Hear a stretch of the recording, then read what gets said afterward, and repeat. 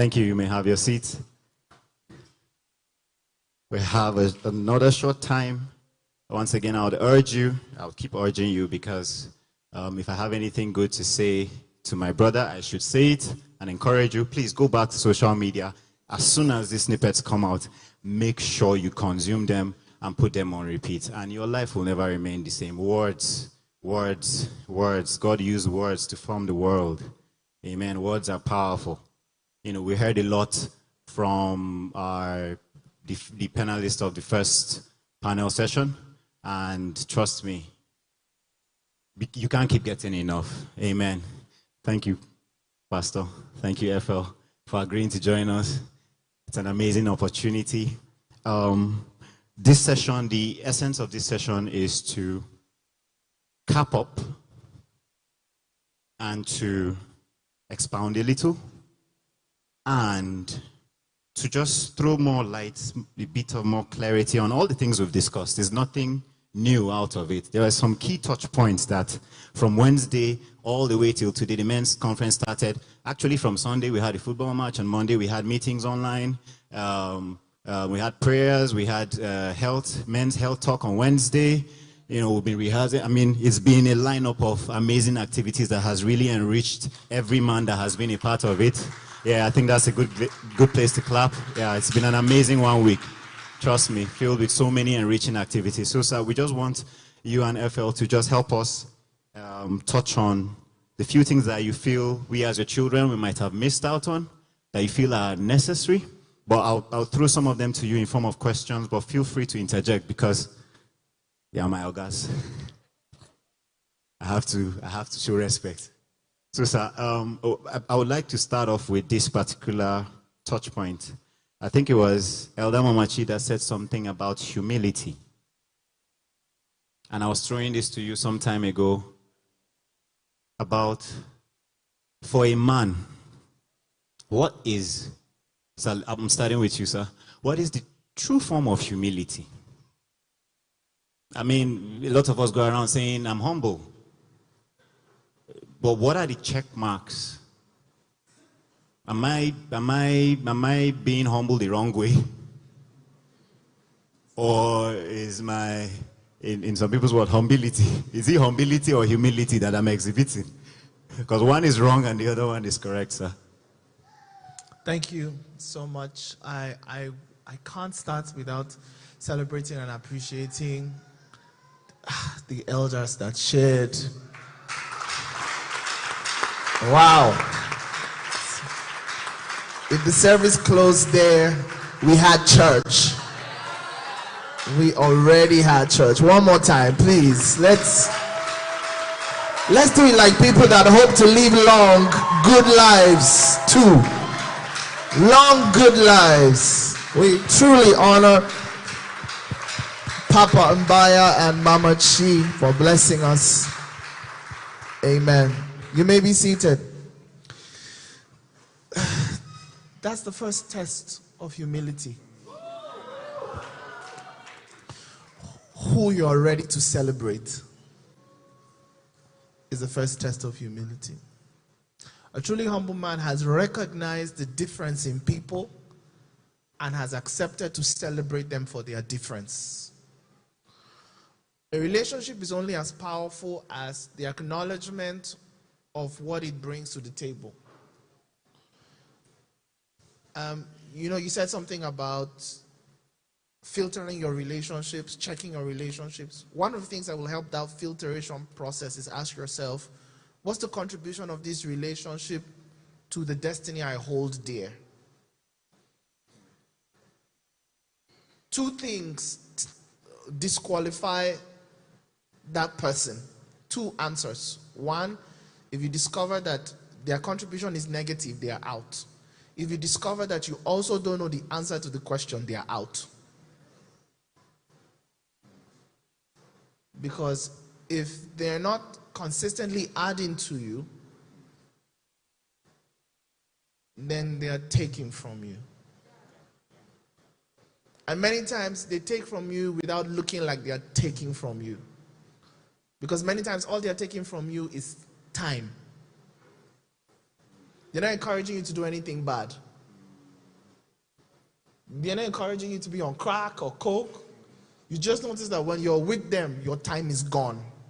Well, you're doing everything right. It seems like a normal life. Everything is, there's nothing immoral about the relationship. There's nothing out of the ordinary about the relationship. It's just time is lost. And if you remember that time is a resource given to you by God that is finite and on which you will make an account, then even those who take your time, they take your time, must leave the equation. So, who you're ready to celebrate, and that will only be as good as your ability to discern, oh, this person contributes this into my life. On the backbone of that, I celebrate you for what you bring to the table. Is the first benchmark of a truly humble person. Because according to the scripture, it means that we have learned to prefer one another unto things of honor. That's how the Bible puts it. That's number one. Number two, for a man, let's get specific now. That's general. More specifically, a man is as humble as his willingness to learn. His willingness to learn. Your humility stops when you stop learning. The assumption that you know enough is the proof that you're no longer humble. The humble man is a world-class learner. He's a world-class learner. He will learn from good, he will learn from bad, he will learn from ugly, he will learn from people, he will learn from places, he will learn from opportunities, he will learn from situations, he will learn. He has a unique aptitude to learn. So he has no opportunity for pride, because with everything he knows, he discovers the more that he does not know. So there's nothing to sit on and be prideful of, because true knowledge will reveal more things that you can know, should know, would know, if you give yourself to the learning curve. For me, that's what true him. If learning stays at the center stage of how we approach life, we'll never reach a point where we're proudful. The flip side of it is there's a lot of things people call humility. It's not humility. We've called timidity humility. We've called refusing to stand up to your right humility. We've called refusing to have a voice humility. Yeah, we've called accepting what other people say even when you know that's not the truth. We've called it humility. And all of those things. In fact, let me tell you what is really prideful. Real pride is the refusal to accept who you truly are or demonstrate who you truly are because it will inconvenience somebody else. It's pride. Thank you, sir. Oh my God. Okay, I'm going to circle back to you, sir, with this question about identity crisis in men. But I'll circle back to you, sir. I want to also get FL's take on humility versus humility. Christ is our biggest demonstration of humility. And one of the things we know about Jesus is that he didn't withhold anything. And so one of the hallmarks of a humble person is that the person is willing to lay down his life, not to be taken advantage of. Jesus was never taken advantage of, but he was willing to sacrifice. He was willing to give himself to the entire world. I mean, while we were yet sinners, Christ did what? Christ died for us. So he didn't go through that process because we were deserving of it. He went through that process because he loved us. And so for me, one of the hallmarks of a humble person is that the person is willing to give, and the person is willing to go the extra mile and sacrifice. Amazing. Hope we're taking all of these down, noting the key words, yeah. Permit me to use keywords. Yeah, keywords that they're using. They're very, very, very, very profound. Pastor, sir, I would still like to come back to you now. In this day and era, let's use Abuja as an example. it's a town that is sort of fast-paced, maybe not as fast as Lagos. I'm a young man in this town. I'm in my mid-30s, heading to 40, yeah, thereabout. And I'm trying to find the ropes. I'm trying to find the ropes, find my way around, and I have many options. I'm multi-gifted. How do I know who I am, what I should do? I mean, our elder spoke to us. He told us about patience, understanding the seasons, right? And there are many things I can put my hand to do to succeed. But then again, I'm neither here nor there per se. And because you see, we look at a lot of people who are above 50, and when we look at them, they are retired, they've done well, they've built their houses, they're living fine, they're settled, they're stable, they are fine. And it's from this perspective, it kind of seems like they all had it put together, this is who they are, and because we weren't there through time, it sort of feels like that's who they were all along, but looking at it from this angle now, where we are currently, battling with some people have figured it out and are trying to climb the ropes, but even at that, I feel like they may still need the clarity to even understand if that's where they're meant to be. That's where I'm heading to. And for others, they're still testing. And as a man, being a young adult and being a full-grown adult ideally should mean that you figured some things out. So for the benefit of those who want to be sure that this path I'm headed is for me. Maybe these things that you spoke about, distractions, these things that this is not who I am, how do we go about that? How do we understand, who we are? Thank you for that question. It's a powerful question. I think that a lot of us are in that space. Now, if there's a man beside you, whether you're a man or a woman, I want you to tell them this thing I'm going to tell you. It's mysterious. And like Papa Mbaya said, you cannot fully describe it in a couple of minutes. If I had a teaching series, I would try.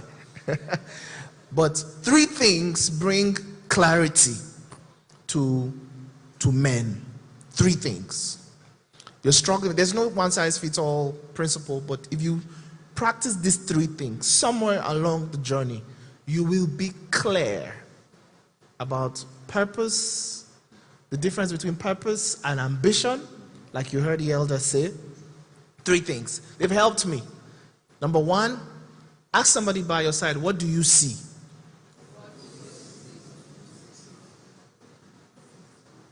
You may be looking at many things, but what do you see? Number 2, where do you stand? Number 3, who do you serve? Somewhere between what you see, where you stand, and who you serve is a power of clarity. If you are not clear about what to do to succeed in your purpose, you're either not seeing right, or you're not standing where you should stand. Blessed is the man that stands not in the company. There's something about where you're standing that leads you to your purpose. There's also something about who you serve. If you serve, if you serve mammon, you chase money. There's something. What purpose are you serving? If you serve your stomach, you will always be slave to your lust. You will never be better than how you feel. You will always be governed by your senses. There's something about, and so ask yourself this question. What do I see? What's before me? What have I been focusing on all my life? What vistas have I an opportunity to look into? Have I been looking right? Because you may be super gifted. Well, if you don't see right, you don't have the power to interpret your gift. If you don't serve people, You've never served. You don't have the opportunity to transfer best practices. I told you potential guarantees nothing. Did you hear that last Sunday?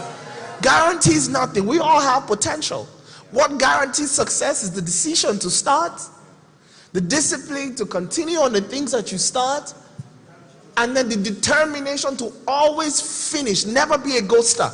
Everything you start, you finish.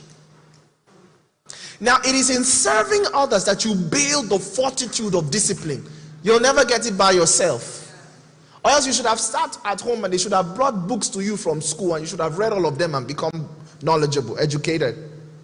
The books were available when they still paid for you to go to school and resume at a particular time. They were adding discipline. It was programming that was going on. So anybody who's multi-gifted and cannot tell what they ought to do, maybe in the city of Abuja, check 3 things. Have you served enough? Are you serving? What do you see? What have you been looking at? Dysfunctional people? If everybody who talks into your life is dysfunctional, you'll never know what to do with your gift.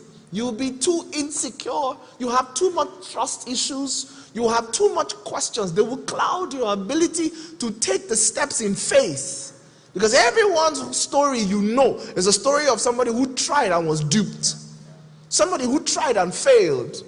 Somebody who tried and something cut them off. Good people live short, bad people live long. If that's what you see, you're going nowhere with your gift. And where do you stand? What choices have you made? Because Abuja will present you with options. Many options. There's the Yahoo option in Abuja.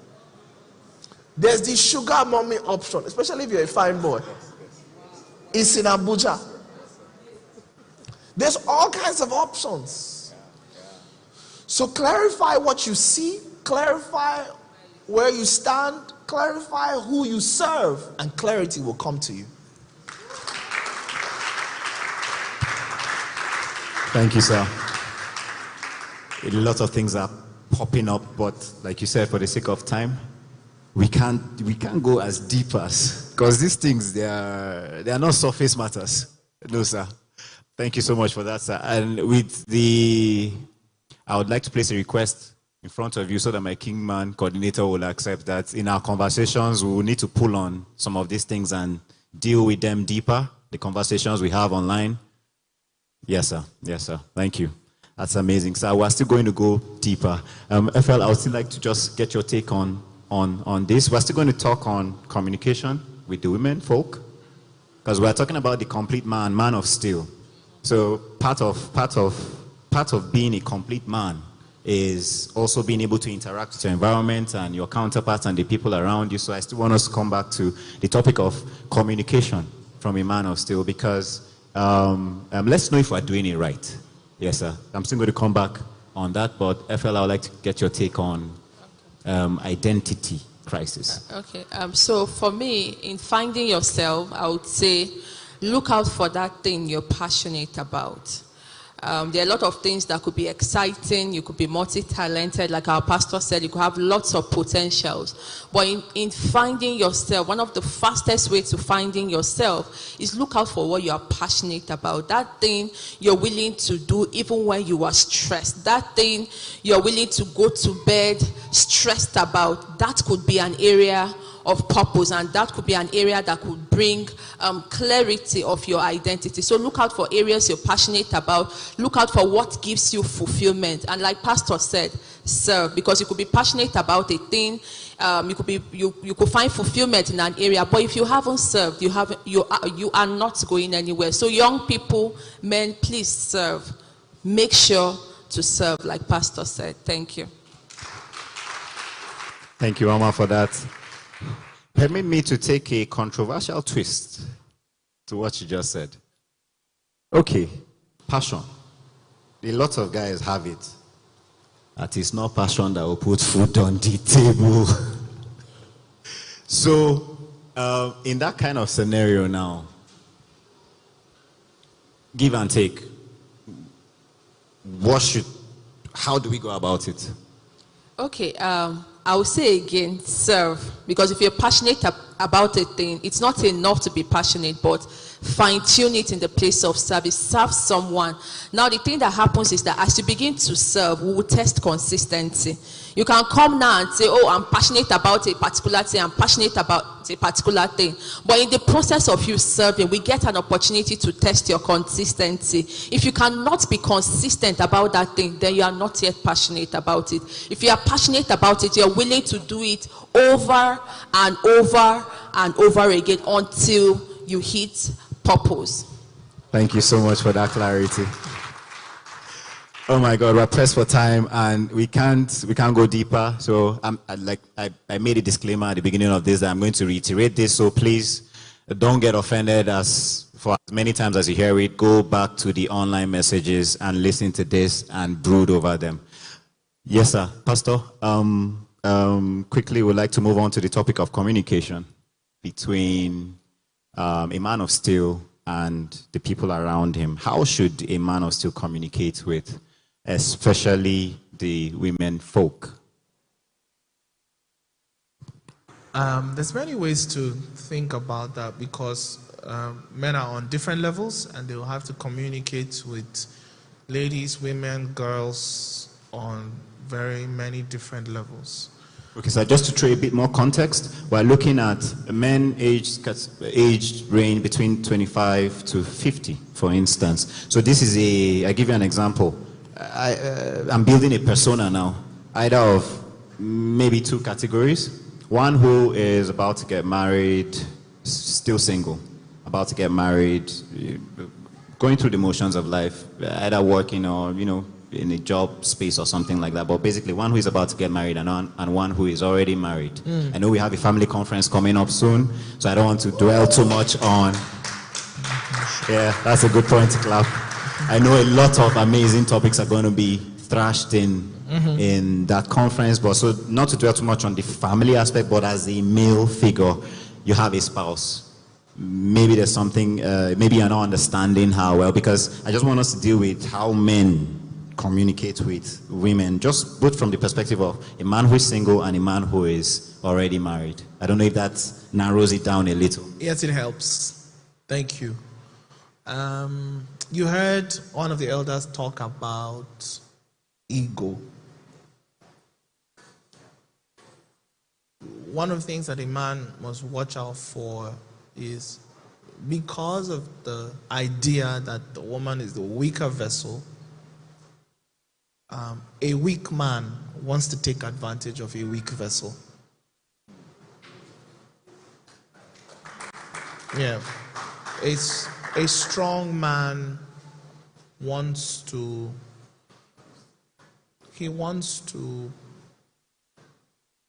properly place a weak vessel. You see, it's not to the man to strengthen a weak vessel. It's to the man to place the weak vessel where it will not be broken. That's it. If you have things that are steel, you can put them on the floor. If you have things that are made of glass, you want to put them out of reach of the factors that can cause it to be broken. So the fact that it's weak means that it's precious and can't be kept everywhere because it is weak.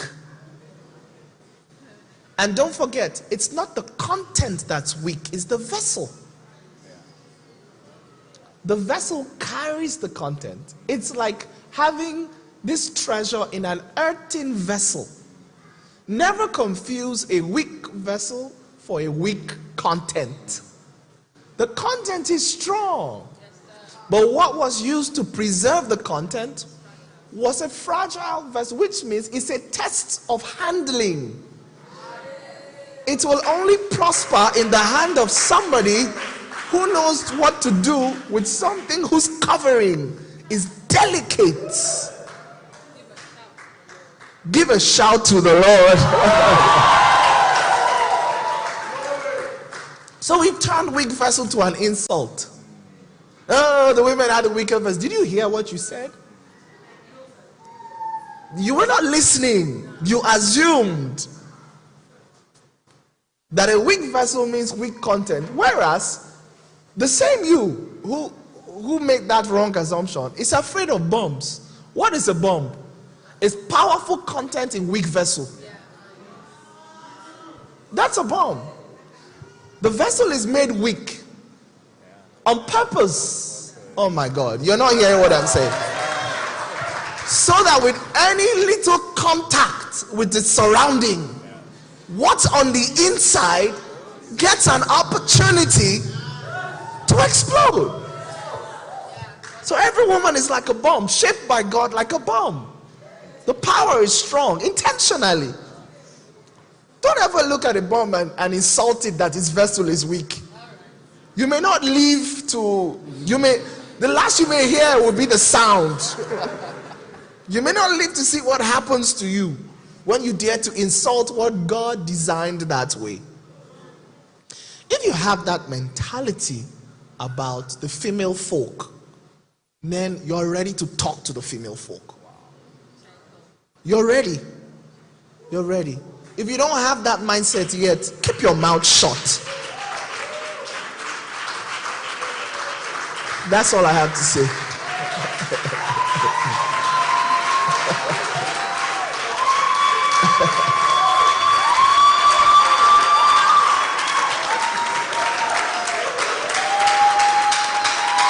Looks like I have a political party in the house.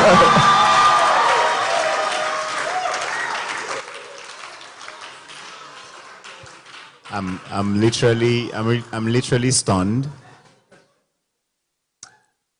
Like I said, go back to the tape. Oh my God. Okay. Time. FL. Baba has given us the sleepless night. Because we can't sleep on this.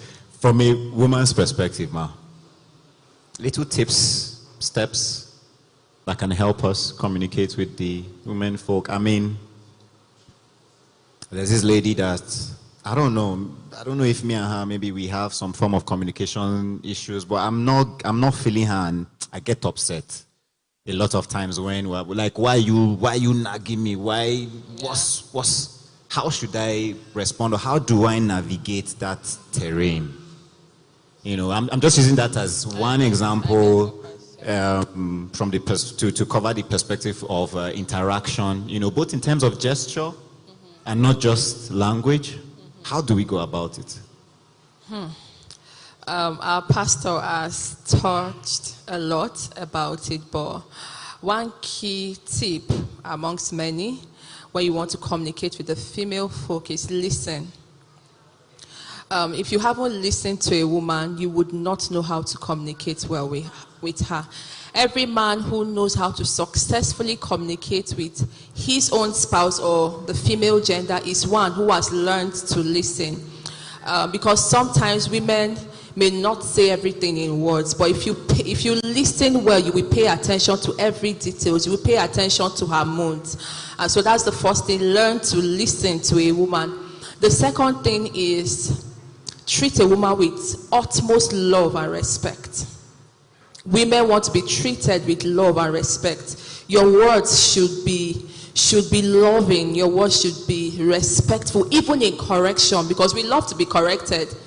We'll get to our own conference and we'll get to express it. We love to be corrected, but there is a way and manner a woman wants to be corrected. In love, in respect. Publicly, privately, a woman wants you to listen, a woman wants you to love her, and a woman wants you to respect her. So you're saying indirectly, regardless of what my emotions are telling me, I have to find it in my head to respond. Find a way. Anybody that wants to live long, if they're handed a bomb, they should listen to the ticking sound. Anybody that wants to live long. Oh my God. Our bomb has sound. Listen to the ticking. There's a sound. There's a sound that tells you it's okay. There's a sound that tells you, don't talk now. Because it's ticking at a rate that any mistake, listen. And when she said care, that's true. Because you must carry it until it gets to where it must be detonated. Until you get there, Kai. until you get to the enemy's camp, you can't rough handle it. Or you will now be the one who's dying. Yeah. Please help me celebrate. Is a role model. Spot on. We've lost time, but there are some things that we cannot close this panel session without talking about. As regards men, one of the key topics is money. King men. One of the key topics is money. Another sensitive aspect is health, but for the sake of time, I know we dealt a lot with health on Wednesday, so I don't want us to go there. But for the sake of time, I want us to talk about money, finances in the life of a king man. If we can keep it brief and short, but I'm going to permit you, sir, to freestyle. From where it's touching your heart, sir. Yeah. Money is not a miracle. Money is not magical. Money is not a mirage. Money is the reward for solving problems. Don't expect to have money by a miracle. Don't expect to have money by magic. Don't think of money as a mirage, something out there that you keep chasing, then you catch a little, then you chase a little again, then you chase more. Money is the reward for solving problems. So you have as much money as you have value that you're willing to exchange for money. So, because he said I should be brief, train your mind to solve problems. Train your mind to solve problems. Don't be the kind of guy who sees a problem and your first response is, I am overwhelmed. Yeah, train your mind to solve problems. Where other people see problems, see opportunities. Look for opportunities in the middle of problems. Be critical enough in your mind to find, knowing that with every problem, there is a solution. So don't run away from problems. Run toward problems.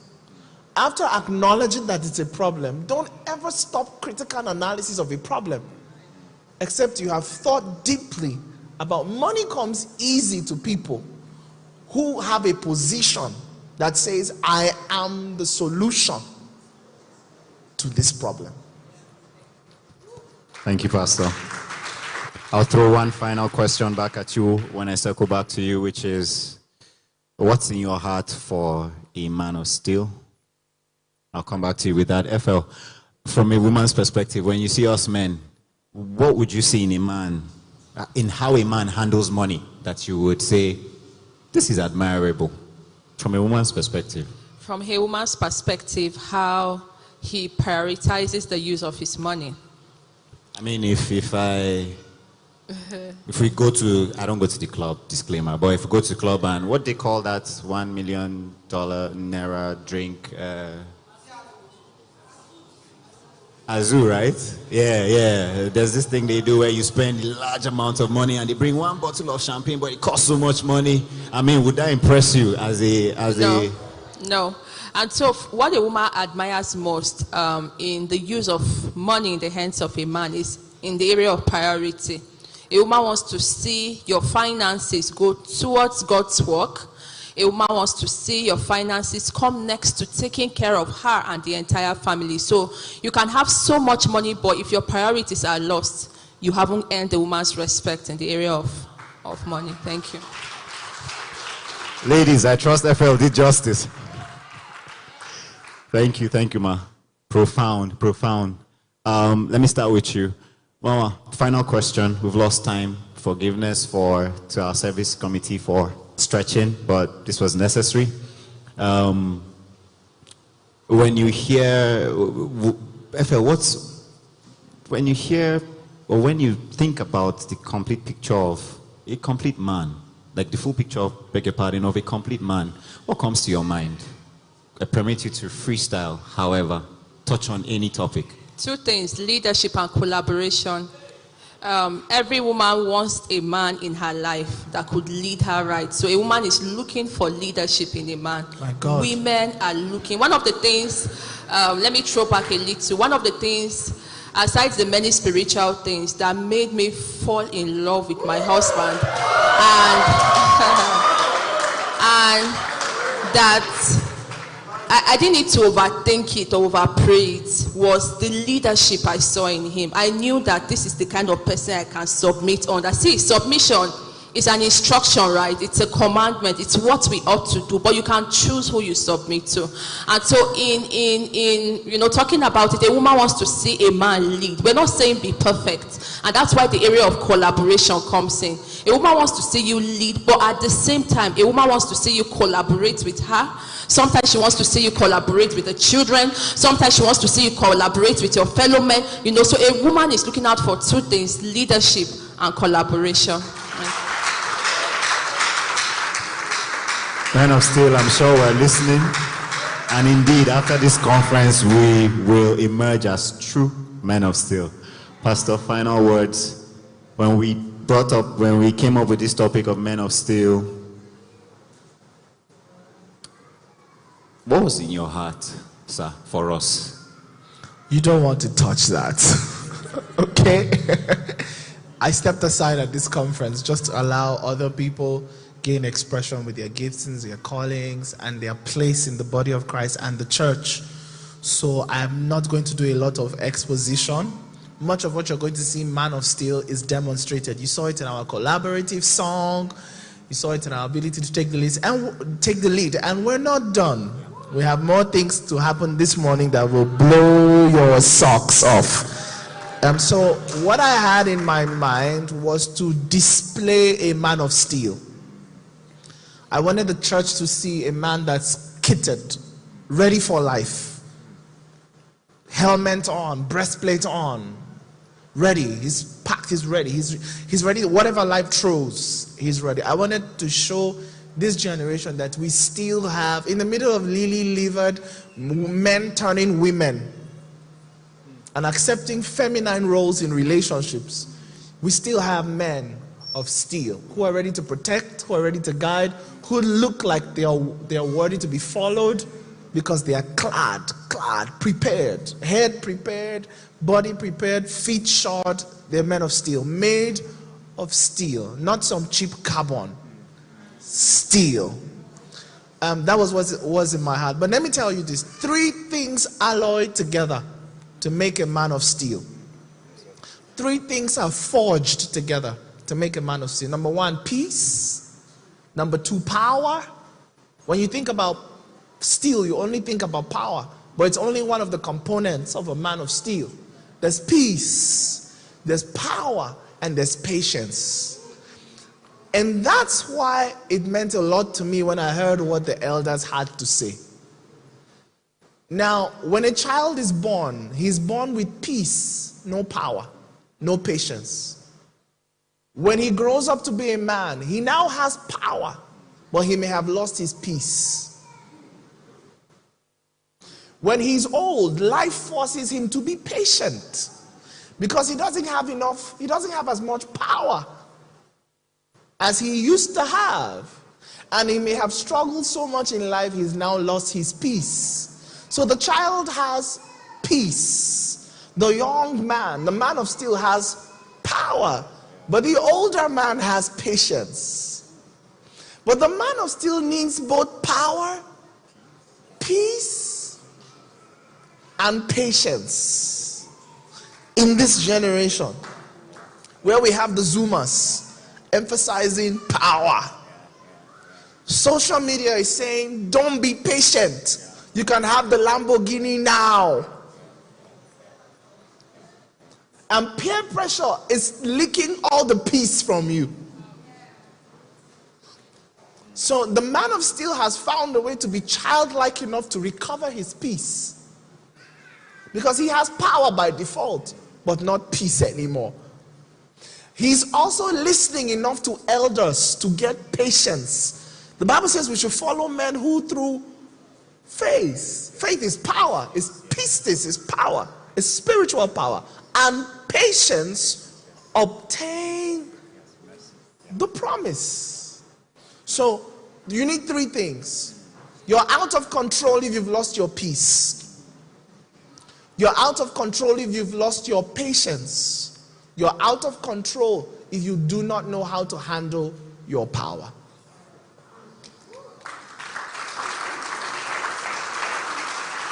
And on that note, we would like to call this panel session a wrap. Please help me celebrate Pastor and FL.